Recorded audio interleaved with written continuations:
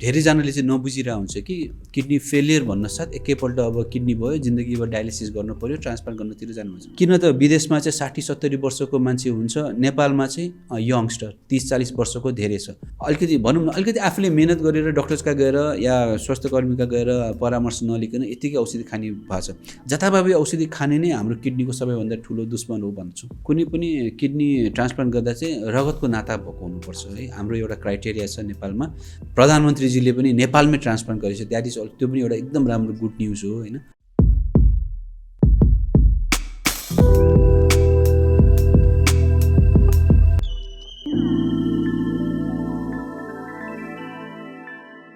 Namaste, welcome to the Good Health Podcast. I'm back after so long. म हुँ doctor गरिमा श्रेष्ठ र आज चाहिँ हामी किडनी सम्बन्धी मृगौला सम्बन्धीको रोगको बारेमा र डायलाइसिस सम्बन्धी र लुपस सम्बन्धी पनि हामीले इन्फर्मेसन्सहरू बटुल्न गइरहेको छौँ। Without further delay I would like to welcome the very special guest of today doctor Arjun Shamsher Rana, जो चाहिँ नेफ्रोलोजिस्ट हुनुहुन्छ र मार्क इन्टरनेसनल किडनी सेन्टरको उहाँ चाहिँ चेयरम्यान हुनुहुन्छ। Welcome to the podcast sir. नमस्ते। नमस्ते, थ्याङ्क यू। हजुर सन्चै हुनुहुन्छ? हजुर हजुर। सो विदाउट फर्दर डिले हामी चाहिँ अब पोडकास्टको अगाडितिर लाग्छौँ र हामी मृगौला सम्बन्धी केही इन्फर्मेसन्सहरू हजुरबाट धेरै बटुल्न चाहन्छौँ। सो हामीले मृगौला भन्ने बित्तिकै हामीले चाहिँ किडनी फेलियर भनेर हामीले फर्स्टमा नेपालमा नै नेपालकै कुरा गर्दाखेरि चाहिँ हामी किडनीको कुराहरू गर्दाखेरि किडनी फेलियरको कुरा नै फर्स्टमा आउँछ। सो हजुर, what are the causes of kidney renal failure in Nepal? किडनीको फेलियरको चाहिँ what are the causes in Nepal? अब किडनी फेलियर होइन, किडनी फेलियर या मृगौलाले काम गर्न छोडी या दीर्घकालीन मृगौला रोग भनेर जुन भन्छौँ, अब त्यो 2-3वटा कुराहरू हुन्छ। जस्तो किडनी फेलियर भन्न साथ 2टा किसिमको हुन्छ, जुन मान्छेहरूले चाहिँ धेरैजनाले चाहिँ नबुझिरहेको हुन्छ कि किडनी फेलियर भन्न साथ एकैपल्ट अब किडनी भयो जिन्दगीभर डायलिसिस गर्नु पर्यो ट्रान्सप्लान्ट गर्नतिर जानुहुन्छ। तर एक्युट किडनी इन्जरी भन्ने पनि हुन्छ, जुन चाहिँ अचानक किडनीमा असर परेको, जुन चाहिँ केही समयको लागि तपाईँले उपचार गर्नुभयो भने तपाईँको किडनी 100% राम्रो हुँदै जान्छ। जस्तै कहिले डायलिसिस गर्नुपर्छ, कहिले औषधि सेवन गर्नु पर्ला, त्यसले गर्दा चाहिँ तपाईँको किडनी राम्रो हुन्छ। तर क्रोनिक किडनी डिजिज जुन हामीले नेपालमा चाहिँ अब किडनी फेलियर भयो, किडनी बिग्रियो भन्न साथ दीर्घकालीन मृगौला रोग सोध्छौँ। अब दीर्घकालीन मृगौला रोगको चाहिँ नेपालमा चाहिँ सबैभन्दा कमन कारण चाहिँ ग्लोमेरुलोनेफ्राइटिस हो, जुन चाहिँ पिसाबबाट प्रोटिन जाने रोग या पिसाबबाट रगत जाने रोग हुन्छ। धेरैले चाहिँ खुट्टा सुन्निने, शरीर सुन्निने रोग पनि भनेर भन्छ, त्यो चाहिँ सबैभन्दा कमन हो। अब दोस्रो नम्बरमा चाहिँ डायबिटिस जुन मधुमेह आउँछ, त्यसपछि हाइपरटेन्सन जुन उच्च रक्तचाप, यिनीहरू चाहिँ 3टा चाहिँ सबैभन्दा कमन कुरा हो। तर त्यसपछि चाहिँ अब वंशानुगत रोग भन्छौँ, जुनमा चाहिँ पोलिसिस्टिक किडनी डिजिज भनेको चाहिँ तपाईँको किडनीमा चाहिँ पानी फोकाहरू आउनेहरू रोग हुन्छ। 2टै मृगौलामा चाहिँ पानी फोकाहरू आइराख्ने, जसको चाहिँ अब बाउबाजेलाई भएको चाहिँ अब बच्चाहरूलाई पनि सर्दै सर्दै जाने त्यो रोग हुन्छ। त्यस्तै महिलाहरूमा चाहिँ लुपस रोगहरू भन्ने हुन्छ, त्यो रोगले गर्दा हुन्छ। त्यस्तै अब्स्ट्रक्टिभ नेफ्रोप्याथी भन्छौँ, त्यो भनेको चाहिँ कस्तो भने पिसाबको बभाव जुन मृगौलाबाट पिसाबको नलीबाट हुँदै पिसाबको थैलीमा गएर त्यसपछि हामी जुन पिसाबको त्यो फ्लोलाई जुन पिसाबको फ्लोलाई चाहिँ कुनै ठाउँमा गएर ब्लक भयो या अड्कियो भने त्यसले गर्दा चाहिँ किडनीलाई बिग्रिन्छ। सबैभन्दा कमन चाहिँ रेनल स्टोन जुन पत्थरीको रोग, त्यो पत्थरीको रोगले गर्दा चाहिँ धेरै जस्तो ड्यामेज भइरहेको देख्छ। त्यस्तै अरू महिलाहरू, वृद्ध महिलाहरूमा चाहिँ अब सर्भाइकल क्यान्सरहरू हुन्छ या वृद्ध पुरुषहरूमा चाहिँ जुन प्रोस्टेटको समस्याहरू हुन्छ, यिनीहरू कारणले चाहिँ अब्स्ट्रक्टिभ रोगहरू देखिन्छ। तर भनिहालेँ रेनल स्टोन एकदम कमन छ नेपालमा, स्पेसली तराईका भेगहरूमा चाहिँ एकदम कमन छ। त्यस्तै अरू चाहिँ ड्रग इन्ड्युस भनेपछि जथाभावी औषधि सेवनहरू गरेर, यिनीहरूले गरेर पनि तपाईँको किडनीमा चाहिँ लामो पछि गएर चाहिँ असर गर्ने देखिन्छ। त्यसकारण मैले भनिहालेँ सबैभन्दा कमन कज भनेको चाहिँ ग्लोमेरुलोनेफ्राइटिस, प्रेसर र डायबिटिस नै हो। हजुर। अनि यो ग्लोमेरुलोनेफ्राइटिस चाहिँ कतिको कमन छ नेपालमा चाहिँ, र इज इट प्रिभेन्टेबल? कतिलाई थाहा हुँदैन यो प्रिभेन्टेबल हो कि होइन भनेर, र ग्लोमेरुलोनेफ्राइटिस लागिसकेपछि आत्तिने त्यत्तिकै हुन्छ। So is it preventable or not? र ग्लोमेरुलोनेफ्राइटिस भनेर चाहिँ अब यसको बारेमा चाहिँ अलिकति ब्रोडली भनिदिनुहोस् न। हुन्छ। अब ग्लोमेरुलोनेफ्राइटिस अब त्यो धेरै जस्तो नेपालीहरूले चाहिँ नसुनिरहेको टर्म या नबुझेको या बुझ्न नचाहेको टर्ममै गनिन्छ है। म अब यसलाई अलिकति विस्तारमै भन्ने बेला चाहिँ के भन्छु भने अब तपाईँले यसो हेर्नु, अब डेभलप कन्ट्रीहरू यतातिर जानुहोस्, डायलिसिस रुमभित्र छिर्नुहोस् त्यहाँ है, त्यहाँ छिर्नु भएपछि तपाईँको म्याक्सिमम बिरामीहरू चाहिँ 60+ को हुन्छ। उहाँको उमेरहरू चाहिँ 60 वर्ष या 60 वर्षभन्दा माथिको उमेरकाहरू हुन्छन् भनेपछि अब त्यहाँ हुन्छ। तर नेपालमा स्टिल हाम्रो आधाभन्दा बढी या भनौँ 60 to 70% चाहिँ 40 वर्षभन्दा कम या 30 वर्षभन्दा कम छ। यो किन त विदेशमा चाहिँ 60-70 वर्षको मान्छे हुन्छ, नेपालमा चाहिँ यङ्स्टर 30-40 वर्षको धेरै छ हैन। अब जहाँ पनि जान्छ, जुनै पनि देश विकसित हुन यङ्स्टरहरूको राम्रो भूमिका हुनुपर्छ। तर हाम्रो यङ्स्टरहरू त सबै डायलिसिसमै व्यस्त छन् भनेपछि यो किन त है। अब यसमा चाहिँ यसको एन्सर चाहिँ ग्लोमेरुलोनेफ्राइटिस भन्छु। विदेशमा टेक्स्ट बुकमा हेर्नुहोस्, जहाँ कुरा गर्नुहोस्, उहाँहरूले चाहिँ के भन्छ भने हाम्रो सबैभन्दा कमन डायबिटिस र प्रेसर भन्छ भनेपछि अब उनीहरूको हो। तर नेपालमा होइन, नेपालमा ग्लोमेरुलोनेफ्राइटिस हो। किन विदेशमा ग्लोमेरुलोनेफ्राइटिस होइन त? किनकि इट इज प्रिभेन्टेबल, ट्रिटेबल। भने यसलाई पहिला नै थाहा पायो भने यसलाई उपचार गर्न सकिन्छ।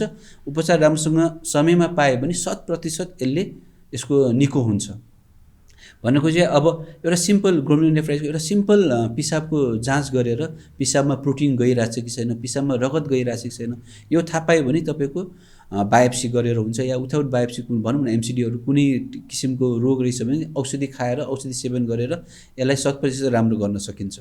अब तर नेपालमा हाम्रो छैन।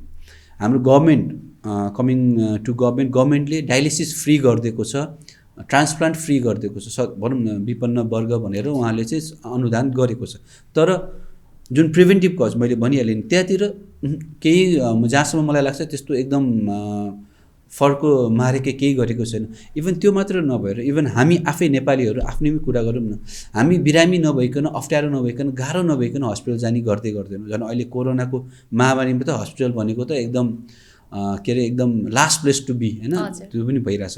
अब इभन अब गभर्मेन्टले यो गर्देला त्यो गर्देला भनेर भन्दा पनि अब इभन प्यारेन्ट्सहरू या इभन स्कुल्सहरूमा पनि हैन, यसको म चाहिँ के भन्छु भने इट हेज हेल्थ भनेको चाहिँ एउटा हामीले चाहिँ एकदम नेग्लेक्टेड एरिया छ। गाह्रो भइसकेपछि त्यही भएर हाम्रो म्याक्सिमम इभन किडनी अरू रोगहरूको त कुरा छँदैछ, म चाहिँ किडनीमै बढी फोकस गर्छु। हाम्रो नेपालको पनि अब डायलिसिस र ट्रान्सप्लान्टमा मात्र गरेर करोड होइन अर्बौं खर्च हुन्छ, अर्बौं खर्च हुन्छ। मैले चाहिँ अब त्यो जुन अनुदान दिइरहेछ त्यसलाई नराम्रो भन्न खोजेँ होइन, त्यो दिएको त्यो ठाउँमा छ। तर यत्रो अर्बौं खर्ब खर्च गरिरहेको त्यसको 1/4 पैसा चाहिँ तपाईँले इभन प्रिभेन्टिभ कजहरूमा जुन यो स्कुल्समा गएर या गाउँमा गएर त्यो जाँच गरेर तिनीहरूको ट्रिट गर्न सक्यो भने आफ्टर 5 वर्षपछि या 10 वर्षपछि नेपालमा पनि हामीले के देख्न सक्छौँ भने डायलिसिस रुममा गएर भने त्यो 20-30 वर्षको 40 वर्षको बिरामीहरू देख्न पर्दैन। त्यो विच इज हाम्रो देशको लागि राम्रो हुन्छ। भनौँ फाइनेन्सियली यता कुरा गर्दा पनि बर्डनहरू सबै राम्रो हुँदै जान्छ। त्यही कारण मैले के भन्छु भने ग्लोमेरुलोनेफ्राइटिस एकदम ट्रिटेबल डिजिज हो। यसमा चाहिँ अब स्कुल्सहरूमा मैले अघि पनि भनिरहेको थिएँ, स्कुल्सहरूमा गएर जस्तो एनुअल डेज हुन्छ होइन, स्पोर्ट्स डे हुन्छ, यस्तो ठाउँमा एउटा यसको साथसाथै एउटा एनुअल हेल्थ चेकअप डे होइन, त्यसले गरिदियो भने पनि हरेक वर्ष स्कुलहरूमा हेल्थ राम्रोसँग चेक गर्यो भने त्यसले गर्दा पछि गएर राम्रो हुन्छ है। अब कोही स्पोर्ट्समा राम्रो होला, कोही यसमा राम्रो होला, आजकल भनौँ न पढाइमा राम्रो भएर एनुअल स्पोर्ट्स कन्सर्टहरूमा राम्रो। तर हेल्थ भनेको सबैलाई चाहिन्छ। हेर्नुहोस्, हेल्थ राम्रो भयो भने चाहिँ आफ्टर पछि पनि लाइफ राम्रै हुन्छ। कारण हामीले चाहिँ अब गभर्मेन्टले गरोस्, अरू कुनै एनजिओले आएर हेल्प गरोस् भन्दा पनि आफैले अभिभावक भनौँ न, इभन टिचर्स आर अभिभावक होइन, प्रिन्सिपल स्कुल लेभलदेखि गर्दा चाहिँ यो ग्लोमेरुलोनेफ्राइटिस भन्ने रोग चाहिँ बिस्तारै राम्रो हुन्छ। अब ग्लोमेरुलोनेफ्राइटिस यदि रोग लागिसकेपछि पनि तपाईँले उपचार गर्यो, 6 महिनादेखि 2 वर्षसम्मको अवधि लाग्न सक्छ, उपचार गर्यो भने तपाईँको एकदम राम्रो हुँदै जान्छ। अब यसमा चाहिँ अर्को नबुझेको कुरा चाहिँ अब जुन ग्लोमेरुलोनेफ्राइटिसमा म्याक्सिममलाई चाहिँ केही पनि लक्षणहरू नदेख्न सक्छ। कहिले खुट्टा अलिकति सुन्नेको थियो, 2-4 दिनमा आफै राम्रो भयो, त्यो मात्र सिम्पल एउटा लक्षण मात्र पनि हुनसक्छ। अब त्यसको कुनै पनि लक्षण नभएर यसले रोग चाहिँ यत्तिकै हराउने, यत्तिकै नथाहा पाएर एकैपल्ट ड्यामेज भइसकेपछि मात्र थाहा पाउने भएर पनि यसलाई अलिकति डिफिकल्ट भएको हो। Thank you so much. ग्लोमेरुलोनेफ्राइटिसको बारेमा चाहिँ हाम्रो भ्युअर्सहरूले धेरै बुझ्नु भइसकेको छ होला, किनभने ग्लोमेरुलोनेफ्राइटिस भन्ने बित्तिकै यो टर्म कतिले सुन्नुभएको पनि हुँदैन र यो एउटा डिजिज पनि एक्जिस्ट गर्छ र भन्ने पनि थाहा हुँदैन। सो हजुरको थ्रुबाट चाहिँ हाम्रो भ्युअर्सहरूले धेरै इन्फर्मेसन पाउनुभयो होला भन्ने लाग्छ। अघि नै हामी जुन कुरा गरिरहेको थियौँ ड्रग इन्ड्युस्ड नेफ्रोप्याथी, जुन चाहिँ औषधि सेवनले गर्दाखेरि मृगौलामा आउने रोगहरू। सो हाम्रो नेपालमा चाहिँ यो औषधि सेवन गरेर मृगौलामा आउने रोगहरू कतिको कमन छ र कस्तो खालको औषधिको सेवनले गर्दाखेरि चाहिँ मृगौलामा आउने रोगहरू अझै बढी इन्क्रिज हुन्छ? अब औषधि र मृगौला भन्दा चाहिँ सबभन्दा कमन चाहिँ पेन किलर्स भन्छौँ हामीले, जुन दुखाइको औषधिहरू खाएर त्यसले चाहिँ तपाईँलाई किडनी ड्यामेज गर्छ भन्ने हुन्छ है। अब दुई चारवटा कुराहरू चाहिँ के कस्तो छ भने हामीले बुझ्नुपर्ने चाहिँ इभन बिरामीहरू पनि अब डक्टर्सहरूको परामर्श नलिएर एकैपल्ट औषधि पसलमा गएर यत्तिकै आफैले औषधि खानेहरू पनि गरेका छन्। अहिले त अब इभन गाउँमा पनि अब पिएचसी भनौँ न, प्राइमेरी हेल्थ केयरहरू यिनीहरू खोलिसकेका छ। एटलिस्ट त्यहाँनिर गएर अलिकति भनौँ न, अलिकति आफूले मेहनत गरेर डक्टर्सका गएर या स्वास्थ्यकर्मीका गएर परामर्श नलिकन यत्तिकै औषधि खाने भएको छ, त्यसले गर्दा पनि ड्यामेज हुन्छ। जस्तै पेन किलर्सको कुरा गरी, पेन किलर्स जुन व्यथाको भनौँ न, व्यथालाई या भनौँ दुखेको बेलामा खाने औषधि, इभन कोही मान्छेलाई चाहिँ एउटा सिङ्गल डोज एउटा औषधिले खाएर पनि त्यसले चाहिँ किडनी बिगार्ने चान्स हुन्छ। कसैको चाहिँ अब लामो समयसम्म खाने, जस्तै पेन किलर्स हामीले चाहिँ कस्तो गर्छौँ भने 6 ग्राम्स यस्तो भनौँ न एउटा मात्रा हेरेर, त्यस्तो भइसकेपछि 3 वर्षसम्म खाइरहेछ भन्ने हुन्छ। कोहीको हात खुट्टा दुख्यो पेन किलर खायो होइन, टाउको दुख्यो पेन किलर्स खाने, त्यो बानी भएको भएर सबैभन्दा कमन चाहिँ पेन किलर भन्छौँ। त्यस्तै साथसाथै अरू एन्टिबायोटिक्सहरू हुन्छ होइन, एन्टिबायोटिकको डोज तिनीहरूले गर्दा पनि किडनीमा असर गर्न सक्छ। अब इभन बाथको रोगीहरूले चाहिँ जुन पेन किलरको साथसाथै अरू औषधिहरू खानुहुन्छ, तिनीहरूले गर्दा पनि किडनीमा असर गर्छ। त्यस कारण मेन कुरा चाहिँ औषधि र किडनीमा चाहिँ धेरै ठुलो, अघि मैले ग्लोमेरुलोनेफ्राइटिसको फेरि कमिङ ब्याक त्यसमा आइरहेछ। एउटा सानो खुट्टा सुन्ने, दुईवटा खुट्टा सुन्ने पनि मान्छेहरू औषधि पसलमा गएर खुट्टा सुन्ने, पिसाब लाग्ने औषधि ल्यासिक्सहरू भन्छ, जुन एकदम कमनली पाउँछ, त्यो खायो खुट्टा सुन्नेको कम भयो, मेरो त राम्रो भएर बस्छ। तर मान्छेहरू चाहिँ एउटा चाहिँ के भएको छ भने के कारणले सुन्नेको हो त्यो कारणतिर बुझ्नुभन्दा पनि खालि सिम्टोमेटिक बाहिरको देखावटीहरूलाई चाहिँ उपचार गर्यो, सिद्धियो। टाउको दुखिया छ औषधि खायो, टाउको दुखिया कम भयो। किन टाउको दुखिरहेछ? आँखाको कमजोरी हो, कानको कमजोरी हो, या कुनै भित्र केही समस्या छ, के बुझेको छैन, तर ट्रिटमेन्ट औषधि खाएर मात्र उपचार गर्न सक्छ। कारण जताभावी औषधि खाने नै हाम्रो किडनीको सबैभन्दा ठुलो दुश्मन हो भन्छु। हजुर, मेन चाहिँ अब हाम्रो नेपालको कन्टेक्स्टमा चाहिँ डक्टरलाई पहिला भिजिट गर्नुभन्दा पनि अगाडि चाहिँ फर्स्ट हामी बिरामीहरू भएपछि चाहिँ हामी फर्स्ट फार्मेसीमा जान्छौँ अनि डाइरेक्ट औषधि, अब त्यसको ल्याब इन्भेस्टिगेसन नगरिकन, किनभने ल्याब इन्भेस्टिगेसन गर्नु पर्दैन, झन्झट छैन भनेर फार्मेसीमा गएर सिधै औषधि खान्छौँ। त्यो औषधिको साइड इफेक्ट के भएको भन्ने बुझिरहेको हुँदैनौँ। सो हामीले चाहिँ एउटा डक्टरसँग एउटा सल्लाह बिना औषधि चाहिँ सेवन नगरौँ, किनभने त्यसले मृगौलामा आउने रोग, मृगौला सम्बन्धी पनि रोग त हुने नै भयो, त्यो बाहेक अरू अर्गनमा पनि इन्फेक्ट गरिरहेको हुन्छ। सो हामीले चाहिँ कुनै पनि औषधि सेवन गर्नु अगाडि फर्स्टमा डक्टरको प्रेस्क्रिप्सन बिना नखाँदा लाइक डक्टरको प्रेस्क्रिप्सन भएपछि मात्र खाँदा राम्रो, किनभने त्यसको साइड इफेक्टहरू के हुन्छ हामीलाई थाहा हुँदैन। सो त्यो कारणले गर्दाखेरि चाहिँ मृगौलामा पनि आउने रोगहरू हुने गर्दछ होइन।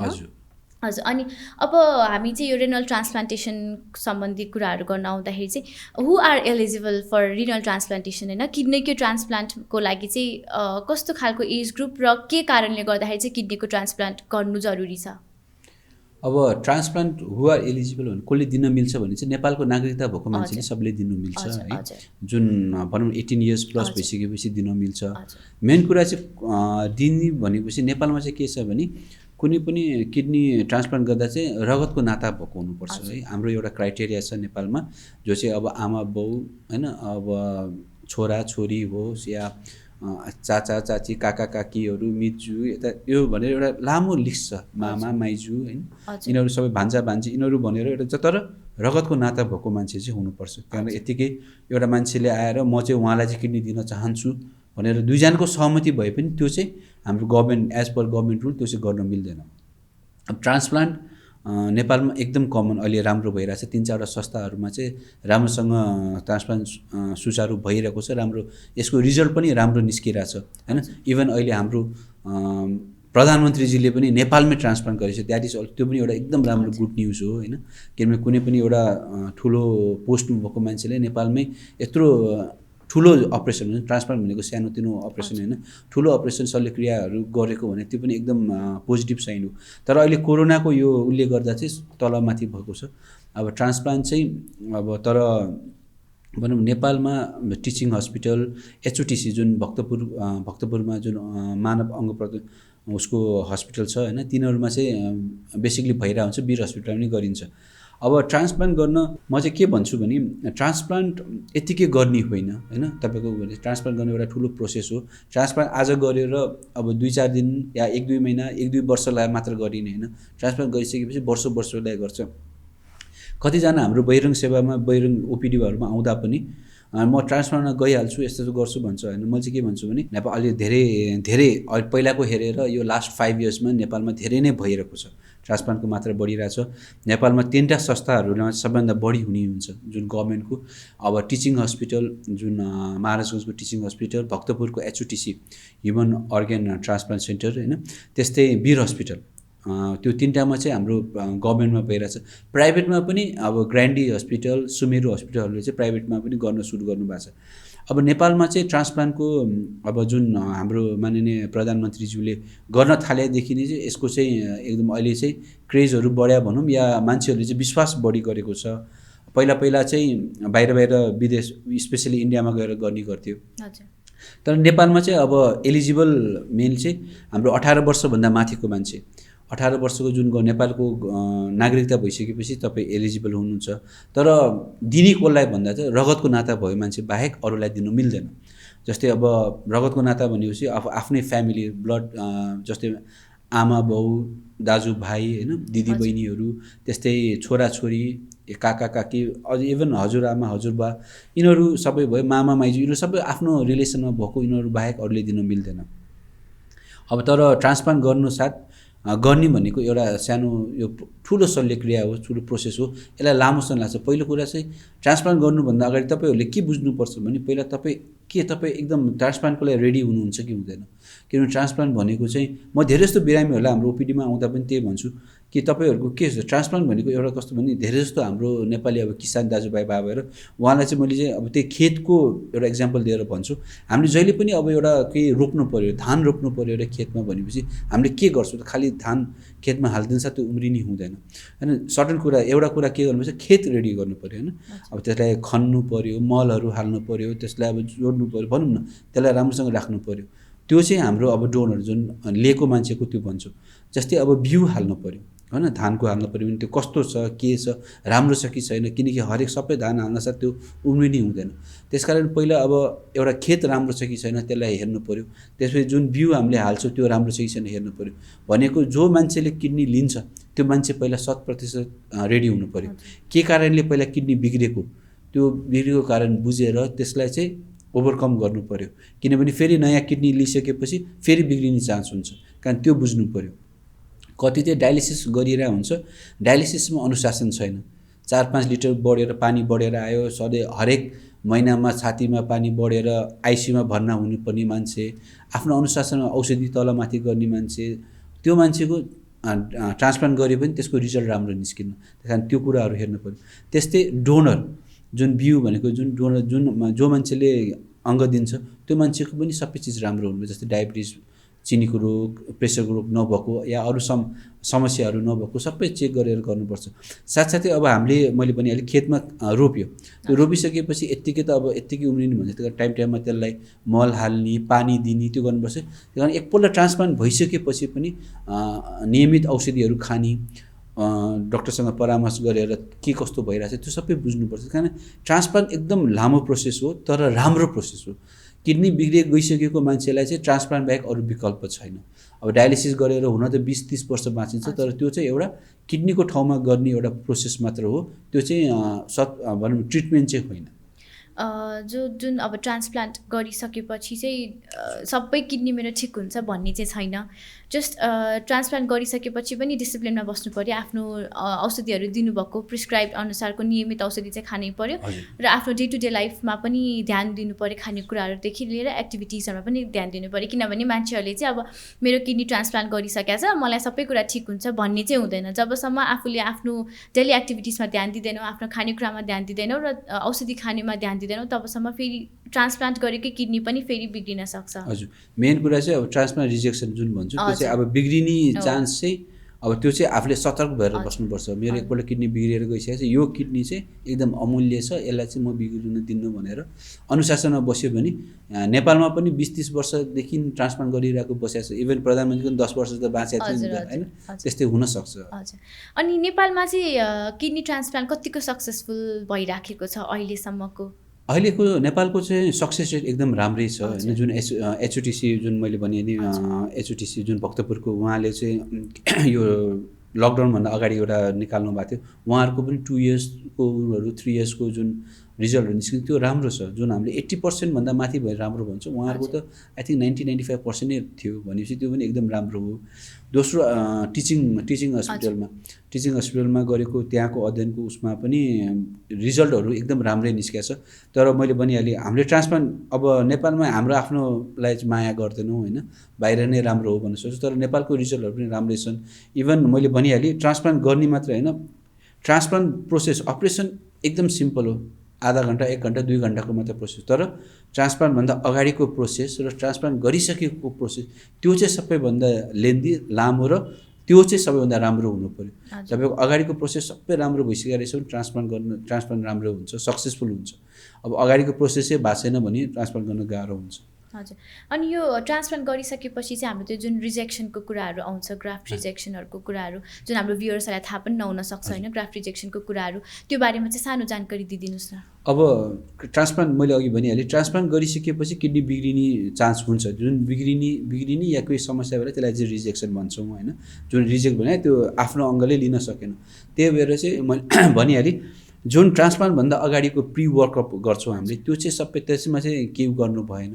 त्यो राम्रोसँग गरेर त्यसको अगाडिको सबै चिज राम्रो गरेर मैले अघि भनिहालेँ जुन मान्छेले रिसिपेन्ट जुन बिरामीले किडनी लिएको छ त्यसको उहाँको पनि अब अहिले ट्रान्सप्लान्ट गर्नुभएको छ, यो 6 महिना अगाडि चाहिँ कहिले हस्पिटलमा बारम्बार भर्ना भइराख्नुपर्ने, अब खानपिनहरू पनि राम्रोसँग कन्ट्रोल नभए एक्सर्साइजहरू त्यस्तो आफूले अनुशासनमा नबसिरहेको मान्छेको चाहिँ रिजेक्सन हुने चान्स बढी हुन्छ, होइन?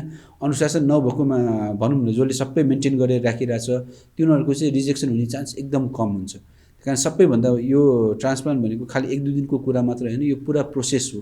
यो प्रोसेस तपाईँले सबै राम्रोसँग फलो गरिराख्नु भएको छ भने रिजेक्सन हुने चान्स एकदम कम हुन्छ। अनि यो डायलाइसिसको कुरा गर्नु पर्दाखेरि चाहिँ हाम्रो डायलाइसिसको चाहिँ धेरै कुन त अघि नै भनिसक्नु भएको छ, जुन चाहिँ हाम्रो नेपालको कन्टेक्स्टमा चाहिँ यङ एज ग्रुपमा चाहिँ डायलाइसिस धेरै नै हुने गर्छ, बढी छ, होइन? कम्पेरेटिभली ओल्डर एज ग्रुपमा। तर अर्को ओभरअल हेर्दाखेरि चाहिँ वर्ल्ड वाइडमा चाहिँ फेरि ओल्डर एज ग्रुप चाहिँ डायलाइसिसको लागि। अनि यो डायलाइसिसको चाहिँ अब जुन चाहिँ विकली बेसिस गर्नुपर्ने डायलाइसिसहरूलाई चाहिँ अब कसरी गरिरहेको छौँ हाम्रो नेपालको कन्टेक्स्टमा चाहिँ गभर्मेन्टले कस्तो खालको लाइक सुविधाहरू दिएको छौँ र हामीले चाहिँ त्यो पेसेन्टहरूलाई कस्तो खालको विकली बेसिसमा गर्ने खालको पेसेन्टहरू चाहिँ कस्तो खालको पेसेन्टहरू चाहिँ विकली बेसिसमा डायलाइसिसहरू गर्नुहुन्छ र गभर्मेन्टको सुविधाहरू कस्तो खालको छ? हजुर, एकदम राम्रो प्रश्न सोध्नुभयो। किनभने डायलाइसिस सेवा दिनु मात्र ठुलो कुरो होइन, होइन? सबै चिज हेर्नुपर्छ। मैले अघि पनि भनिहालेँ सबैभन्दा किडनी बिग्रेको मान्छेको सबैभन्दा राम्रो ट्रिटमेन्ट भनेको ट्रान्सप्लान्ट हो, होइन? प्रत्यारोपण हो।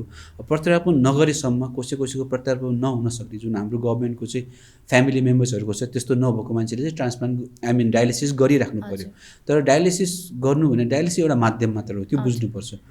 अब डायलाइसिस गर्यो कुरो अब घरमा गएर 5 दिन युजली आइडियली डायलिसिस भनेको चाहिँ 12 आवर्स पर विक भन्छु भने हप्ताको 12 घन्टा डायलिसिस चाहिँ आइडियली हो।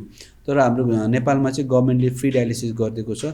यहाँको मिसिन्सहरूको सेन्टर्सहरूको कमी र पेसेन्टहरूको मात्रा बढी भएर गभर्मेन्टले पनि धेरै जस्तो मान्छेलाई चाहिँ खालि 8 घन्टा हप्ताको 2 चोटि मात्र डायलिसिस दिन बाध्य छौँ भनौँ। तर हप्ताको 2 दिन दिएर पनि त्यो पनि नराम्रो त होइन, है? राम्रो हो।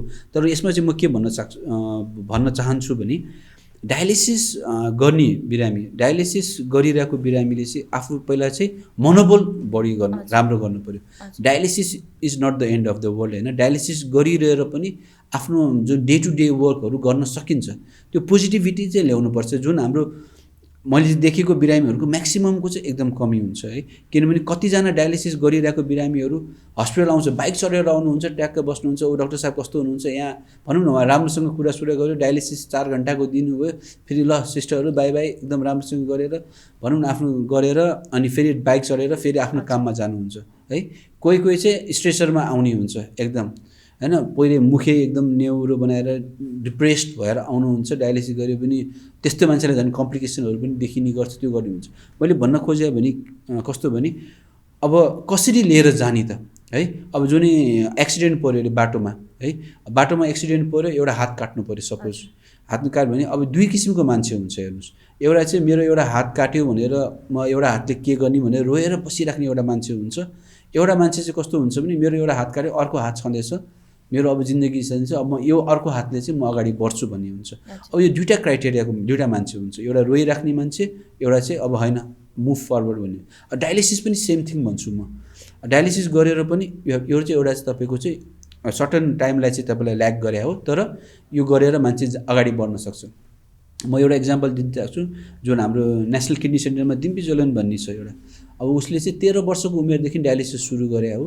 अहिले मेरो विचारमा 15-20 वर्ष भइसकेको छ। उसले आफ्नो भनौँ न एउटा पसल चलाउँछ, ऊ राम्रोसँग बस्छ, अरू कसैको मेहरबानी भन्छौँ या के भन्छौँ भने अरूको कसैमा आफ्नै खुट्टामा उभिएछ के गरिरहेछ भने उसले गरिरहेछ, त्यस्तो गरिरहेछ, उसले गर्न सकिरहेछ भनेपछि अरूहरूले पनि गर्न सक्छ है। मेन कुरा चाहिँ आफू पोजिटिभ हुनु पऱ्यो। डायलिसिस मात्र गरेर हुँदैन, डायलिसिस त एउटा शरीरमा जुन मृगौलाले गर्ने काम, गर्न नसकेको काम त्यसले चाहिँ गरिदिनु हो। जुन शरीरमा हप्ताभरि रहेको मैला चाहिँ अब डायलिसिसमा कम गरिदिन्छ। तर अर्को एउटा देखेको चाहिँ न्युट्रिसन है। अब नेपालमा चाहिँ हाम्रो डक्टर्सहरूले भनेको सुन्नुभन्दा साथीभाइहरूले यसले यस्तो भनेको छ होइन, पल्लो घरको रामेले यस्तो भनेको थियो, उसले यस्तो भनेको थियो, त्यो कुराहरूमा बढी फोकस गर्छु होइन। अब भनौँ न हाम्रो 5वटा औला बराबर छैन। इभन डायलिसिस बिरामीहरू पनि सबै एउटै हुँदैन, कसैलाई के कारणले बिग्रिया हुन्छ, कसै के कारणले बिग्रिया हुन्छ। इभन एउटै रोगले दुईटाको किडनी बिग्रिया रहेछ भने त्यो मान्छे पनि डिफ्रेन्ट हुन्छ, कसैलाई के खानु हुन्छ, कसैलाई के खानु हुँदैन। त्यही भएर अब यो बिरामीले चाहिँ यो खाइरहेको चाहिँ उसलाई राम्रो भयो यसो भनेर अरूको सुनेर भन्छ सब हरेक मान्छे। कारण न्युट्रिसन भने मैले किन के भन्नु खोजेँ भने अब किडनीको बिरामी हो, दाल खानु हुँदैन, मासु खानु हुँदैन, यो खानु हुँदैन, भात खानु हुँदैन, भनौँ न यो खानु हुँदैनमा बढी फोकस गर्छौँ है। के खानु हुन्छ त्यसमा बढी फोकस गर्दैन। अब भात खाइराख्ने मान्छेलाई चाहिँ एकैपल्ट भात सबै बन्द गरिदिनुहोस्, रोटी खानुहोस् भन्नु या भनौँ न अरू चिज खानु भन्नु भने एकदम उसले 1-2 दिन गर्ला, 2-3 दिन गर्ला, बरु तेस्रो दिन चौथो दिनदेखि ल्याग ब्याक हुन्छ होइन, गर्न सक्दैन। त्यही भएर चाहिँ हामीले चाहिँ न्युट्रिसनमा चाहिँ बढी फोकस गर्नुपर्छ। डायलिसिस बिरामीमा झन् कमजोरी बढी हुने हुन्छ। एउटा त रोगको कमजोरी, अर्को चाहिँ डायलिसिस गरेको प्रोसेसको कमजोरी। कारण खानपिन पनि तपाईँले राम्रोसँग गर्नु भएन भने त्यो बिरामी चाहिँ झन् खस्किँदै जान्छ। त्यही कारण खानेकुरा मासु खानुहुन्छ, कुखुराको मासु खानुहोस्, सधैँ खाना नभए पनि 2-3 पिस, किनकि हामीले खाने भनेको एकैपल्ट धेरै खाने हुँदैन, 2-3 पिस मात्र खाने हुन्छ। त्यस कारण मासु खानुहोस्, अन्डा खाने हो, अन्डाको साथ भयो न्युट्रिसन। अब भेजिटेरियन मान्छेहरूले पनिरहरू भनौँ न अरू कुराहरू खानुमा प्रोटिन इन्टेकहरू गर्नुपर्छ होइन। किडनीको बिरामीले प्रोटिन खानै हुँदैन भन्ने हुन्छ होइन, त्यो चाहिँ एकदम कदापि होइन। प्रोटिनको मात्रा कम गर्ने हो होइन, तर खाना नहुने भन्ने हुँदैन, त्यो भयो। साथसाथै एक्सर्साइज अब म बिरामी हो एक्सर्साइज के गर्ने भन्छ होइन, एक्सर्साइज इज भेरी नि। तपाईँको किडनी बिग्रिएर गयो, डायलिसिस गरिरहेको छ, तपाईँ राम्रो छ, तर तपाईँको मुटु बिग्रियो भने के गर्ने, तपाईँको आँखाको असर, दिमागमा असर भयो भने त्यो चाहिँ के गर्ने। कारण त्योलाई पनि गर्नको लागि चाहिँ तपाईँको एक्सर्साइजहरू गरिराख्नुपर्ने हुन्छ, त्यो एक्सर्साइज गर्नु पऱ्यो। त्यस्तै अब के काम गरिराख्नुहुन्छ, अब डायलिसिस रोगी मलाई के कामै दिँदैन भन्ने होइन, ट्राई गर्नुहोस्, एकजनाले नदिए अरूले दिला, अब आफूले के गर्न सकिन्छ। त्यही कारण त्यो काम गर्यो भने अब आफ्नो जीविका आफूले निर्वाह गर्न सकिन्छ। त्यो कुराहरू पोजिटिभिटी चाहिँ हाम्रो डायलिसिस पेसेन्टहरूमा चाहिँ एकदम कम छ। त्यस कारण म के भन्छु भने अब डायलिसिस इभन तपाईँहरूको आफ्नो फ्यामिली मेम्बर्स हो उनीहरूलाई चाहिँ अब रोगी भनेर चाहिँ नगरौँ, एटलिस्ट के गर्न सकिन्छ उहाँले गर्न सक्ने कामहरू, उहाँलाई चाहिँ पोजिटिभिटीहरू, किन that is not end of the world, अगाडि कसरी बढाउन सकिन्छ त्योतिर गऱ्यो भने चाहिँ राम्रो हुन्छ। अनि हाम्रो देशको आर्थिक भार पनि एकदम कम हुन्छ यो गरिदियो भने है। किनकि हाम्रो डायलिसिस गभर्मेन्टले पे गरिरहेछ, मैले नराम्रो भन्न खोजेँ होइन, तर कसलाई पे गरिरहेछ त, जो खाटमा सुतेर बसिरहेछ, द्याट इज नट गुड होइन। उहाँले आफ्नै जीविका निर्वाह गरिदियो भने पनि एटलिस्ट वी आर के अरे using that money in some good thing भनेर जस्तो लाग्छ। हजुर सो डायलाइसिस हाम्रो नेपालमा चाहिँ डायलाइसिस भन्ने बित्तिकै ल उसको त एन्ड नै हो, किडनीको एन्ड छ, अब उसको धेरै लाग्दैन हाम्रो जुन मार्क इन्टरनेसनलमा चाहिँ एकपल्ट राजेश हमालजी होइन अहिले चाहिँ जुन हुन्छ उहाँ आउनुभएको थियो, उहाँले चाहिँ मलाई चाहिँ एकदम हो तपाईँ मृगौलाको डक्टर एउटा भनेर एउटा एकदम राम्रो क्वेसन गर्यो। उहाँ चाहिँ पेरिसमा जानुभएको थियो अरे, उहाँलाई चाहिँ जुन मान्छेलाई रिसिभ गर्न आएको मान्छे एउटा यङ मान्छे आएको थियो अरे त्यति बेला, नेपाली नै आउनुभएको थियो, तर हातमा यत्रो एउटा ब्यान्डेज लगाएर आउनुभएको थियो। अनि उहाँलाई चाहिँ अलिक क्युरियोसिटीमा भाइ तिमीले यो ब्यान्डेज किन लगाएको भनेर, सर म भर्खर डायलिसिस गरेर आएको भनेर उहाँलाई चाहिँ त्यो भन्नुभयो अरे। अनि एकैपल्ट राजेश हमालजी एकैपल्ट लेब्याक भएर ओहो के डायलिसिस गरेर आएको मान्छे भनौँ न। अब उहाँले चाहिँ जुन डायलिसिस र यो मृगौला रोगको जुन सोचेर जुन उहाँको कन्सेप्ट थियो त्यो नै पुरा चेन्ज भयो, किनकि dialysis not the end of the world, गर्नु भने आफ्नो कामहरू गर्न सक्ने यिनीहरू गर्न सक्ने रहेछ। त्यही कारण के भन्छु भने उहाँले चाहिँ एकदम त्यति बेला एउटा हामीलाई विज्ञप्ति दिनुभएको थियो, एकदम राम्रो त्यो दिनुभएको थियो। त्यसले गर्दा पनि भनौँ न यो पनि एउटा पोइन्ट अफ भ्यू भन्न खोजेँ। Please continue. हजुर त्यही त लाइक डायलाइसिस चाहिँ इज नट द एन्ड। हाम्रो जुन पनि घरमा मेम्बरहरू जो चाहिँ डायलाइसिस गरिराख्नु भएको छ उहाँहरूलाई चाहिँ हामीले पोजिटिभिटी, मेन कुरा पोजिटिभिटी स्प्रेड गर्नु पऱ्यो, किनभने dialysis is not the end. र डायलाइसिस गर्दैमा मृगौला अब कति दिन छैन त्यस्तो खालको सोचिरहेको हुन्छ नि त, कति दिन पनि छ र अब यो मान्छेको डायलाइसिस गर्न स्टार्ट भइसक्यो, त्यो हाम्रो मेन्टालिटी छ नि त हामी नेपालमा चाहिँ। सो त्यो कुरालाई छोडेर चाहिँ हामीले उहाँहरूलाई पोजिटिभ स्प्रेड गरौँ र उहाँहरू पनि दे क्यान अल्सो वर्क होइन, उहाँहरूले पनि आफ्नो डेली एक्टिभिटिजहरू गर्न सक्छ। तर हामीले चाहिँ मेन हामी एउटा फ्यामिली मेम्बर भएको कारणले गर्दा चाहिँ हामीले पोजिटिभ चाहिँ उहाँहरूलाई पोजिटिभ कुरा नै स्प्रेड गरौँ र पोजिटिभ कुराहरू नै गर्दाखेरि चाहिँ उहाँहरूलाई पनि हौसला बढ्छ। So dialysis is not the end यो कुराबाट। हजुर अनि मैले चाहिँ अब यो डायबिटिजको कुरा यसमा ल्याउन चाहेँ। यो डायबिटिक नेफ्रोप्याथी पनि जुन चाहिँ अहिले डायबिटिजले गर्दाखेरि चाहिँ किडनीमा मृगौलामा हुने असरहरू के कारणले चाहिँ हुने गर्दछ डायबिटिजले गर्दाखेरि चाहिँ? अब डायबिटिज इट्सेल्फ होइन, डायबिटिज यस्तो अब डायबिटिज लागिसकेको बिरामीको चाहिँ किडनी बिग्रिने चाहिँ it takes around 10 to 15 years होइन। एकपल्ट डायबिटिज लागेर अनकन्ट्रोल भएर गयो भने 10 देखि 15 वर्ष लाग्छ। जुन अघि पनि मैले भनिहालेँ नेपालमा चाहिँ जुन 20-30 वर्षको जुन डायलिसिस पेसेन्ट हुन्छ नि उहाँहरूको चाहिँ नहुने, डायबिटिजको कारण नहुने कारण चाहिँ त्यो हो, किनकि विदेशमा चाहिँ डायबिटिज र प्रेसर नै हो मेन कमन। त्यसले गर्दा उहाँहरू 60-70 वर्ष भइसकेपछि हुन्छ।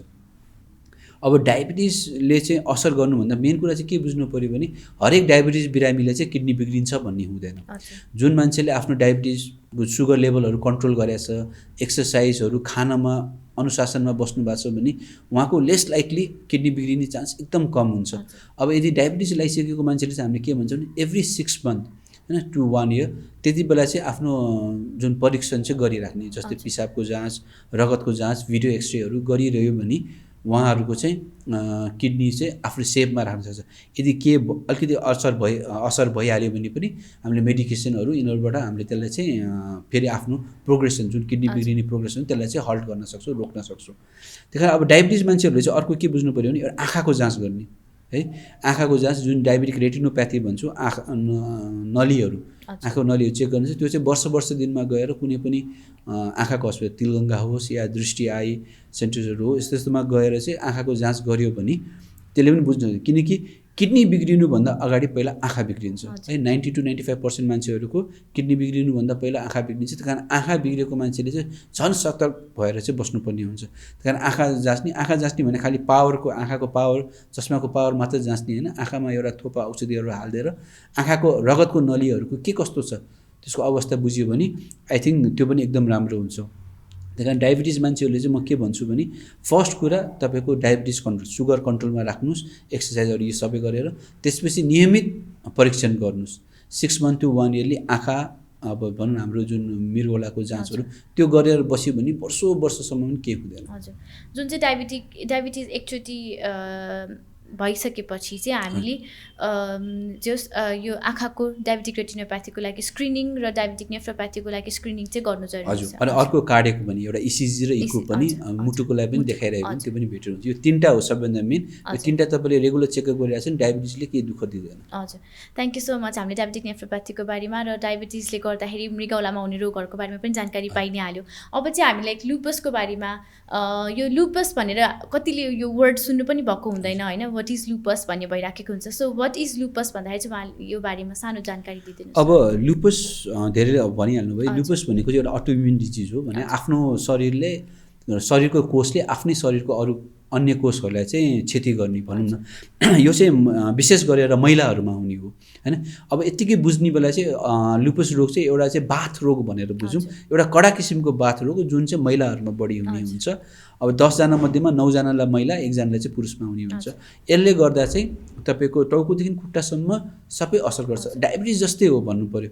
यो एकपल्ट लगाइसकेपछि निको हुँदैन, यदि कन्ट्रोल गरेर राख्नुभयो भने तपाईँको जीवन भनौँ अरू समस्याहरू धेरै दिँदैन। त्यस कारण यसमा चाहिँ सबैभन्दा मेन भनेको चाहिँ यसले अब लुपसले सबैभन्दा दुःख दिने भने दुईवटा कुरा हुन्छ, जुन कम्प्लिकेसन, जुन जटिलता, अलि नराम्रो जटिलता भन्ने दुईवटा हुन्छ।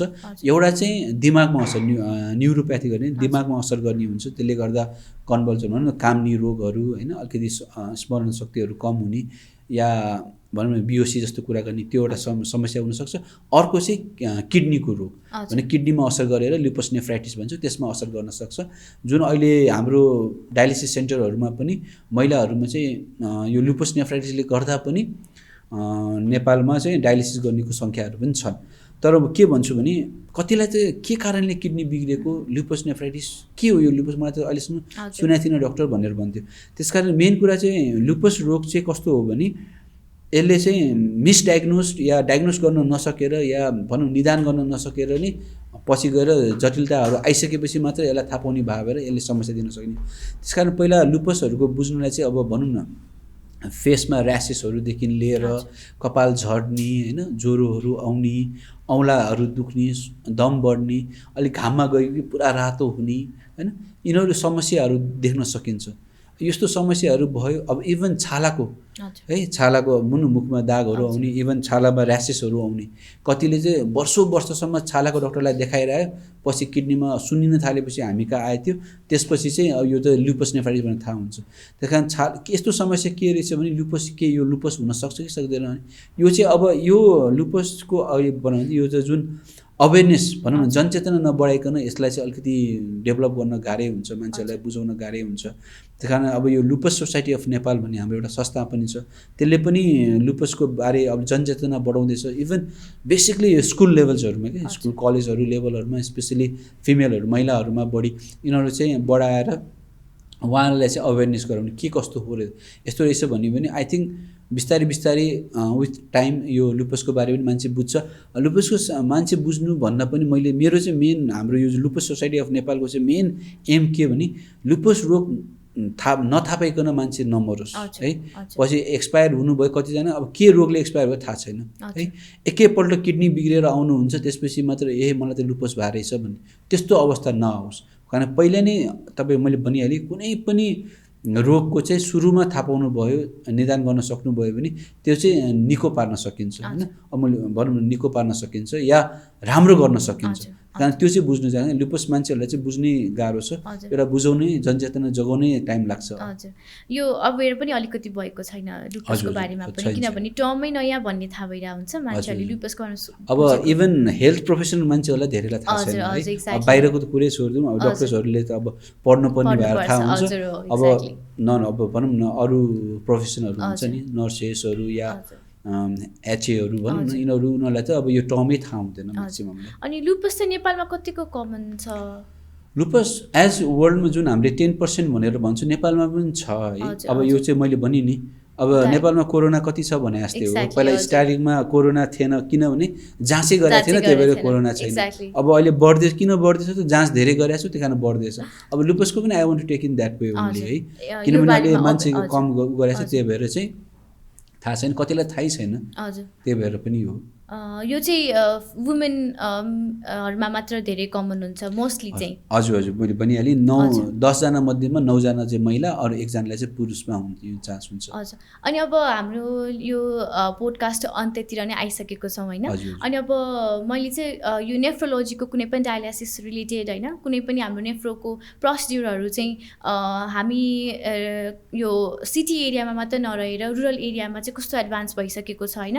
लाइक गाउँतिर चाहिँ नेफ्रोकै कुराहरू गर्दाखेरि चाहिँ यो किडनीकै मृगौला सम्बन्धी कुनै पनि प्रोसिड्युरहरू जस्तै डायलाइसिसहरू गाउँ गाउँमा कस्तो छ, त्यहाँको अब भन्नुपर्दाखेरि त्यहाँको कन्डिसन कस्तो छ, डायलाइसिसहरू काठमाडौँ नै गर्न आउनुपर्ने हो कि गाउँ गाउँमा पनि डायलाइसिसको अहिले सेन्टरहरू खुलेको छ कि के छ यो बारेमा चाहिँ? अब गाउँ गाउँमा गएको चाहिँ भन्न सकिन्न होइन, गाउँ गाउँमा त गएको छैन, तर अब जुन काठमाडौँ सेन्ट्रिक मात्र पनि छैन है। अब मेन कुरा चाहिँ के भने हाम्रो यो स्वस्थ मृगौला स्वस्थ जीवन अभियान भन्ने हाम्रो म चाहिँ त्यसको अभियन्ता हुँ। हामीले चाहिँ एउटा यसको अन्तर्गत जुन Lions Club of Kathmandu corporate नेपालहरूसँग मिलेर भनौँ न जुन सेन्टरहरू मिलेर हामीले चाहिँ प्रोग्रामहरू लास्ट 2-3 इयर्सदेखि गरिरहेको छौँ। भनेपछि विकट अब गाउँ गाउँमा गएर डायलिसिस गर्नु द्याट इज त्यो राम्रो होइन होइन, त्यो गर्न पनि किनकि त्यसको खर्चदेखि लिएर त्यसको भनौँ न माध्यमहरू अरू धेरै कुरा छ। डायलिसिस भने खालि यतिकै गएर गर्ने होइन, त्यसको धेरै कुराहरू बुझ्नुपर्ने हुन्छ, प्रोसिड्युरहरू धेरै छ। तर हामीले के गर्न सक्छौँ भने गाउँ गाउँमा गएर चाहिँ अवेरनेस जनचेतना बढाउने है। अब मृगौलामा कति मैले भनिहालेँ 90% किडनी ड्यामेज नभइकन तपाईँको लक्षणहरू देख्दैन, त्यही भएर मान्छेहरूलाई थाहा पनि हुँदैन के भने। कारण गाउँमा गएर एउटा सिम्पल एकदम भनौँ विकट ठाउँमा गएर एउटा पिसाबको जाँच, एउटा सिम्पल एउटा रगतको जाँच गरेर उहाँको अब एउटा भिडियो एक्सरे गरेर उहाँको अवस्था के कस्तो छ त्यो बुझ्न सकिन्छ। त्यही भएर लास्ट 3-4 इयर्सदेखि हामीले लगभग भनौँ न नेपालको 8-10 वटा विकट एरियामा गएर हामीले यो क्याम्पहरू जुन मेडिकल क्याम्पहरू गरिन्छ त्यसबाट पनि कतिजनालाई चाहिँ राम्रो भनेर थाहा पाइस भनौँ न, त्यसलाई प्रोसेस गरेर राम्रो भनेर थाहा छ। तर अब स्टिल अब यो अहिले कोरोनाले गर्दा चाहिँ यो वर्ष चाहिँ हामीले गर्न सकेका छैनौँ। फ्युचरमा डेफिनेटली हामी अझै गर्ने, हाम्रो अझै विकट ठाउँमा जस्तै बजाङ बाजुरादेखि रोल्पाहरू यस्तो ठाउँमा गएर पनि गर्ने चान्स, किनकि त्यहाँबाट बिरामीहरू आइराख्नु भएको छ, उहाँले बुझ्ने नभएर त्यो आइराख्नु भएको छ। त्यस्तो ठाउँमा गएर चाहिँ मेडिकल के अरे क्याम्पहरू गर्ने त्यो चाहिँ प्लान छ। तर तपाईँले जुन डायलिसिस भन्नुभयो, डायलिसिस चाहिँ अब नेपालको जुन सेन्टर सिटिजहरूमा वहाँ चाहिँ भइरहेको छ, काठमाडौँ बाहेक अरू सिटिजहरूमा इभन चितवन बुटवलहरूमा त अलि झन् म्यासिभ धेरै नै छ। इभन विराटनगरहरू यिनीहरूमा ठुल्ठुलो छ। अब इभन भनौँ धरानहरू जुन सिटिजहरू पोखराहरू यिनीहरूमा त छँदैछ। त्यस्तै अरू जस्तै अब सुदूरपश्चिमतिर कुरा गर्दा धनगढीतिर छ, नेपालगञ्ज, त्यसपछि नेपालगञ्जहरूमा छ होइन। तर डायलिसिस सेन्टरहरू छ, इभन घोराईहरू यिनीहरू जुन अलिअलि ठाउँहरूमा पनि सानो गरेर भइरहेछ। तर मेन चाहिँ हाम्रो नेफ्रोलोजिस्ट नेपालमा जुन मृगौला रोग विशेषज्ञ 50को हाराहारीमा मात्र छ होइन। अब उहाँहरूलाई सेन्ट्रलाइज गर्न जुन मोबिलाइज भनौँ न अरू ठाउँमा गरेर गर्न सकेका छैन, किनभने यो टिचिङ हस्पिटल वीर हस्पिटल भनौँ न एउटा अब मेडिकल कलेजहरूमा मात्र सीमित भएर धेरैजना त्यस्तोमा आबद्ध हुनुहुन्छ। त्यही अब मेन कुरा चाहिँ अब यसलाई चाहिँ मोबिलाइज गर्नु पऱ्यो। इभन नेफ्रोलोजिस्ट मृगौला रोग विशेषज्ञ नै चाहिँदैन, एउटा फिजिसियन जनरल फिजिसियनहरूले पनि यसलाई प्रोसेस गर्न सक्नुहुन्छ। उहाँले पनि 1-2 वर्षको ट्रेनिङ लिएर डायलिसिसको बारे मृगौला रोगको बारे उनीहरू गर्न सक्नुहुन्छ। त्यही कारण मेन कुरा चाहिँ अब धनगढीमा डायलिसिस सेन्टर खोल्या छ होइन, तर खोल्नु मात्र कुरा हो र होइन होइन।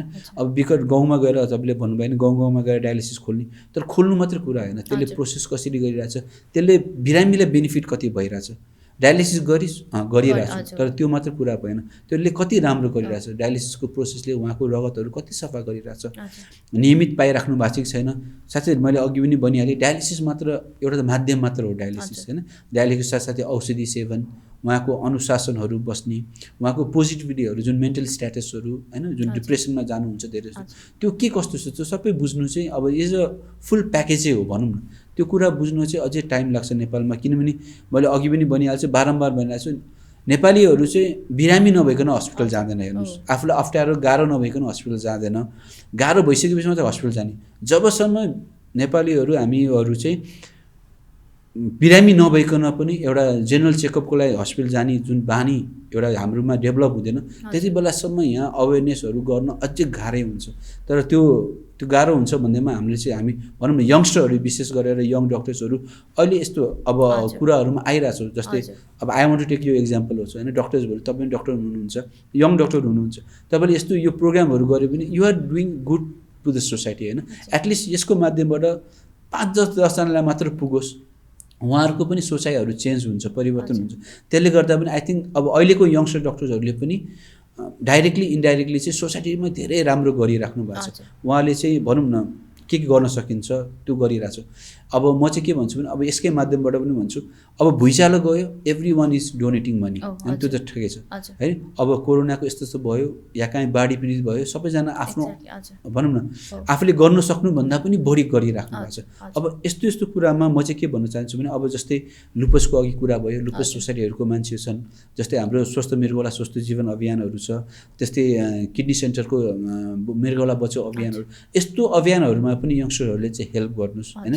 किनभने मैले अघि पनि भनिहालेँ, रोग लागिसकेपछि इभन किडनी ड्यामेज भइसकेपछि तपाईँले कति एडहरू सुन्नुहुन्छ, इभन म्यागजिनहरू फेसबुकहरूमा किडनी मेरो यो मान्छेको किडनी बिग्रियो प्लिज डोनेट गरिदिनुहोस् भनेर सोच्नुहुन्छ होइन। ओके द्याट इज गुड, त्यो नराम्रो भन्न चाहन्न, तर त्यस्तै टाइममा अब किडनी मेरो यो गाउँको मान्छेहरूको किडनी बचाइदिनको लागि राम्रो हुनको लागि प्लिज डोनेट गरिदिनुहोस् होइन, या प्रोग्राम गर्नु। मका कतिजना अहिले हामीले जुन यो अभियान सुरु गरिसकेपछि कतिजनाले फोन गर्नुहुन्छ, मेसेज गर्नुहुन्छ फेसबुक थ्रु गरेर हाम्रो गाउँमा पनि हाम्रो ठाउँमा पनि आएर तपाईँले चाहिँ क्याम्प गरिदिनुपर्छ, त्यो चाहिँ खुसी हुन्छ। अब हामीले भन्नसाथ गर्न त गाह्रो हुन्छ, तर प्लान गरेर हरेक वर्ष प्लान गरेर त्यो चाहिँ गरिरहेको हुन्छु। त्यस्तै अरू नेफ्रोलोजिस्ट अरू डक्टर्सहरूले पनि सबैले यस्तो गरिरहेछ, यङ्स्टर्सहरू इभन यङ डक्टर्स एसोसिएसन यस्तो एसोसिएसनहरू पनि आइरहेछ, उनीहरूले पनि मैले अघि पनि भनिहालेँ आफूले गर्नु सक्ने भन्दा पनि बढी कामहरू गरिराख्नु भएको छ। आई थिङ्क आफ्टर 5 years 10 yearsमा यङ्स्टर्सहरू यङ डक्टर्सहरूको जुन अहिलेको सोचाइहरू छ त्यसले गर्दा चाहिँ आई थिङ्क नेपाल पनि यो मैले अघि भनिहालेँ हस्पिटल खालि बिरामी मात्र भएर होइन, अर्को वेमा पनि जाने, जुन सोसल वेमा भनौँ न, जुन विदेशीकोहरू हामी कपी गर्छौँ नि, जुन फेसबुक इन्स्टाहरू टिकटक बनाउनु चाहिँ कपी गर्छौँ, यस्तो यस्तो फेसनहरू चाहिँ कपी गर्छौँ, त्यस्तै गभर्मेन्ट विदेशहरूमा पनि यो जुन प्री चेकअपहरू गर्ने हुन्छ, एनुअल चेकअपहरू गर्ने हुन्छ, त्यो पनि कपी गर्नुहोस् न प्लिज, त्यो भन्न चाहन्छु।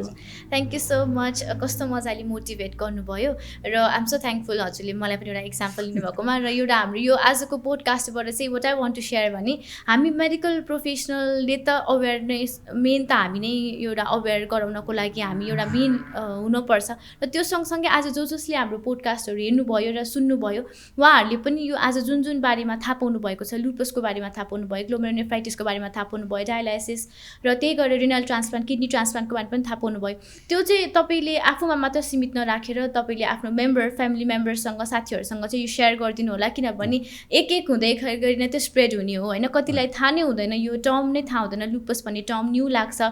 यो बारेमा चाहिँ जसले आज सुन्नुभयो र जसले आज हाम्रो बारेमा हेर्नुभएको छ, यो मृगौला सम्बन्धी रोगको बारेमा हेर्नुभएको छ, यो चाहिँ स्प्रेड गरिदिनु होला। बिकज पहिले एकैचोटि एन्डमा आएर डायग्नोस हुनु र फर्स्टमा डायग्नोस भएर त्यसको ट्रिटमेन्ट समयमा पाउनु धेरै डिफ्रेन्ट छ, र prevention is better than care जहिले पनि हामी यो कुरा भन्छौँ होइन। सो हजुरसँग चाहिँ अब धेरै नै इन्फर्मेटिभ कुराहरू भयो, हजुरले हामीले आज जुन क्वेसन्स रिलेटेड क्वेसन्स बाहेक अरू कुनै कुराहरू भन्न चाहनुहुन्छ भने भनिदिनुहोस् न भ्युअर्सको लागि।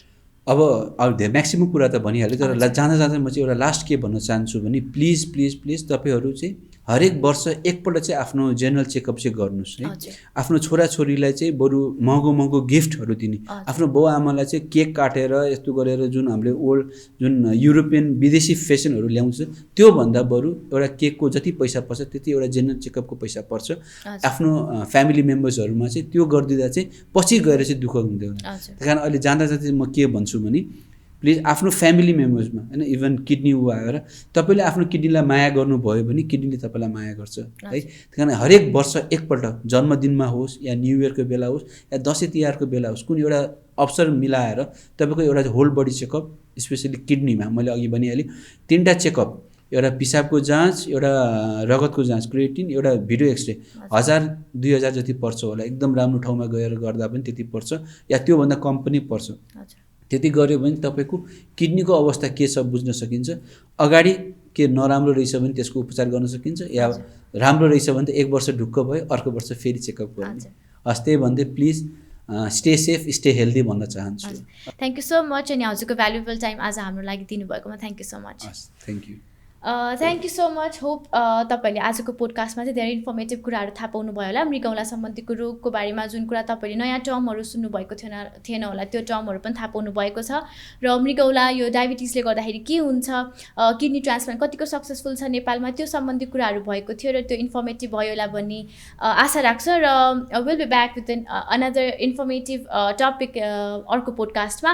र कुनै पनि तपाईँले कुनै टपिकहरू सोच्नु भएको छ र हामीलाई डिस्कस गर्न तपाईँहरूको थ्रुबाट जानु मन लागेको छ भने चाहिँ हाम्रो इन्स्टाग्रामको पेज द गुड हेल्थमा पनि DM गर्न सक्नुहुन्छ, मेसेज गर्न सक्नुहुन्छ। हामी त्यो रिलेटेड टपिकहरू पनि अगाडि बढाउन ट्राई गर्छौँ।